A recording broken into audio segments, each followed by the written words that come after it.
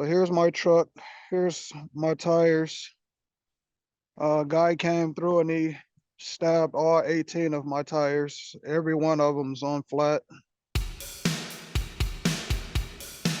It's been bad. Even my trailer tires, he stabbed the trailer tires as well, Mm-hmm. all the way around. Every one of them. It's the other side, did the same thing, slashed all the tires. I came out of Georgia and I went to Florida to deliver the load. Then I came back to Georgia because you can get a better paying load out of Georgia to go to Florida. So when I got here, I came, ate, took a shower, and I went to bed. And I woke up the next morning, went to go brush my teeth. I seen a guy, he was like standing across the parking lot in the Flying J's parking lot, and his tires was flat. And I asked him what happened to him, and he said somebody stabbed his tires. So I'm like, I apologize to you, man. I know that stuff happened. I'm gonna go in to brush my teeth and get my face and everything together. So I went in there, and as I'm brushing my teeth, I'm thinking to myself, like, man, I better go look at my truck while I'm sitting here apologizing to this guy. So I come back outside and I see a bunch of cops coming in the parking lot. And everybody pulled in and I walked to my truck and I seen all my tires was on flat. So the cop came through, gave a report, gave us a card, and it had a case number on the back. And we, filed for our police reports, but reported all this to the insurance. But this gas station doesn't have cameras. This is what's been going on. And that day they didn't just stab my tires, they stabbed pretty much everybody's tires that was in the parking lot.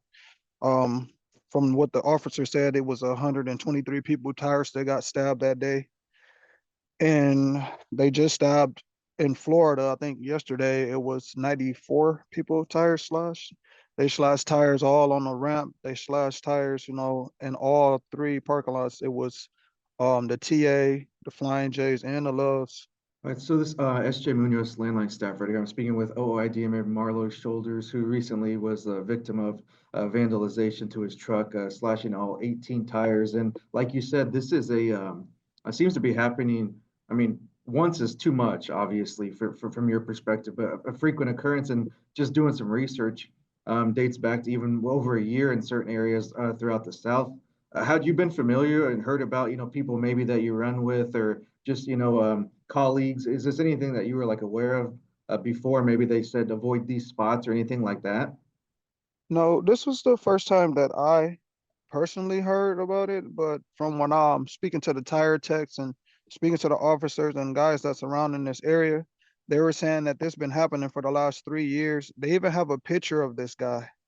They have a picture of the guy. He's standing there. He has gloves on his hands. He has the ice pick in his hands. He's bent down in one of the pictures, stabbing the tires. Um, but my thing is like, if you guys can find everybody else, how are you guys not able to track down these guys?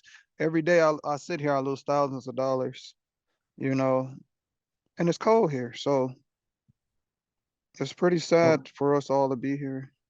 and on top of everything, you're a long ways from home, on that. And then that was going to be my next question. As far as your situation, are you, what's kind of your business, as you look at it? I know obviously you mentioned, losing money and that's a given, but are you a company driver, are you owner operator? Like what's your status there? And, are you, if that's the case, kind of discuss how that part is affecting you being stuck there with, you just showed us you still have all your tires are still completely flat, so you can't go anywhere. Yeah, I am an owner operator. Okay. I own several trucks. But I don't want to leave my truck here because then they'll say, it's abandoned and I might come back. They might take, my truck. Last night, guy knocked on my 2 nights in a row. Two guys came and they, knocked on my door and it looked like they wanted to break in my truck if I didn't answer. So that happened. Then last night another guy came. He had something in his hand. I don't know what it was, but I kind of like peeped through my curtains and seen him, and he had like a hoodie on and stuff. So it's very scary to be a sitting duck. Like I don't know what's gonna happen. I don't know what the future holds. I'm waiting on my insurance, but they're moving really slow. Clearly, 11 days. That's pretty crazy. Yeah, so I mean, you're kind of in a spot where you don't have a choice, being, that it's your company and you don't want to leave your equipment there because then that's more money you're losing. Has there been any word as far as like, I mean, I guess I kind of know the answer, but I just want to hear from you. Is a timeline or anything? You're just going to have to wait it out until they get some, resolution from your insurance company. Yeah, I have to just wait it out. They sent out a an investigator. He took pictures and everything so far, but that was a week ago, you know. So it's tough on the truckers, man. It's bad enough that we already ain't making any money, but to have this going on, and then what makes it even worse for me is that I'm a single father and my son is all the way at home, and I'm paying my babysitters to, just keep an eye on him and make sure he goes to school. So he wondering, hey, where's my dad? It's been a long time. I ain't seen my dad. He don't know it's been 11 days, but I know it's been 11 days. Not to move past it, but just kind of looking ahead, and I don't want to keep you too much longer, but just as far as as you look at it from your business, I could see, especially an owner operator's mindset or just other drivers that this has happened to.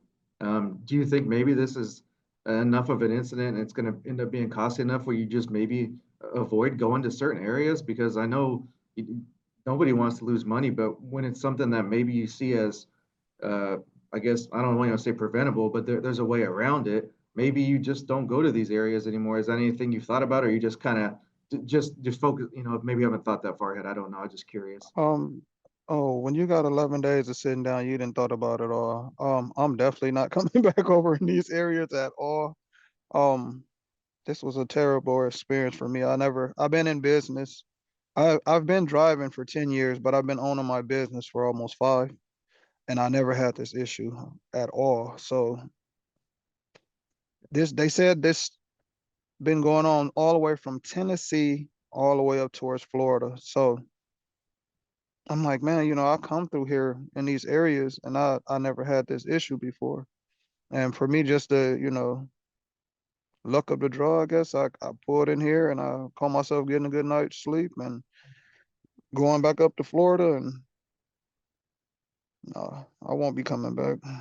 Yeah, that's Which understandable. And then, just, I mean, kind of, was there anything that, I mean, as far as you like, besides, I don't know if you said you'd heard about it beforehand or not, but even still, was there anything that kind of seemed anything off ahead of time or just looked like a normal place to stop and rest? I mean, I know you said you mentioned there wasn't cameras, but I'm sure you didn't know that ahead of time. Was there yeah, anything that, I mean, I'm just trying to, if we can give some tips or anything along with this, so other people don't find themselves in that situation. Is there anything that you saw that was abnormal from a normal stop or anything like that? no, it looks pretty good here. I've seen all the trucks drivers that were parked. I seen guys that was back in here just like me. Just another day in the office to me. It has weigh scales, it has Denny's, it has Subway, it has, a regular truck stop. So I wouldn't think that they didn't have cameras. I wouldn't, paying attention until the morning until I, did a walk around here. At nighttime, I'm not gonna just get out my truck and just start walking. Mm-hmm. That's the most scariest thing you can do. But no, we go to these truck stops every day. These are supposed to be our safe places. This is where we wash our clothes. This is where, we even have our kids, you know what I'm saying? Thank Mm-hmm. God I don't have my child this time. But, you know, we get fuel here. We play slots. We do everything at these truck stops. These are our home away from homes. And for us to no justice, no nothing in these places. And they're not even really trying, man. He gave me that card, put a number on the back. They never come in, they never check the whole time I've been here. I've never seen another officer come through here, check on us. They don't have no security to come through and ride through the parking lots. The truck drivers are just it seems like we're victims. And the reason why I say that is the tire shops, they like right around here for one. We the ones that's losing. Everybody's winning. Insurance, think about it. The truck driver that files for an insurance claim, our insurance quote's gonna go up now. So that goes up, you know. These guys made a lot of money, like he told me. He said this has been going on for 3 years, but if it's been going on for 3 years, why come ain't nobody doing nothing about it? Because it seemed like Yeah. all y'all in cohorse with this, you know. So it's just a sad place to be in, man. You know, it was guys that was out here crying. It was people that had their kids, their animals, you know, and it was just sad to look at it. But for me to get all my tires, you know, stabbed like that, I just bought those tires. Yeah, I mean, it's unfortunate. I mean, I'm sorry. Like, it makes me feel like helpless. I can't do much more to help you other than to tell your story and get the word out there. Again, we're speaking with OID member Marloes Shoulders, who victim of vandalism to his truck, all 18 tires slashed while I mean parking just to get a good night's rest. And that was kind of the thing. Is this these like you said it perfectly. These truck stops supposed to be a safe place for you guys to get your required rest. And you're not able to do that. It seems kind of like a sad deal. And I mean, I hope like what they're gonna do is get the word out there, and hopefully we can get to get somebody out, get some resolution on your end because you're kind of like you said before, you're in a helpless spot here. Yeah, definitely. There's nothing we can do. I just gotta wait it out, bro. You know, it's Understandable. it's pretty sad, man, but there's nothing we can do about this, man. You know, the sad part about it is, you know, we are in these trucks, so you have to run the trucks to stay warm. So then you got to get stuff like this, and you got to walk across the parking lot like 6, 7 times just to get some gas and pour it in your tanks just to stay warm at night. So something I never experienced before. And first, me being the owner of a trucking company, I normally don't be the one that's in the truck, but I am kind of happy that I am the one in the truck because I wouldn't want this to happen to my drivers. You know, I hate to say it like that, but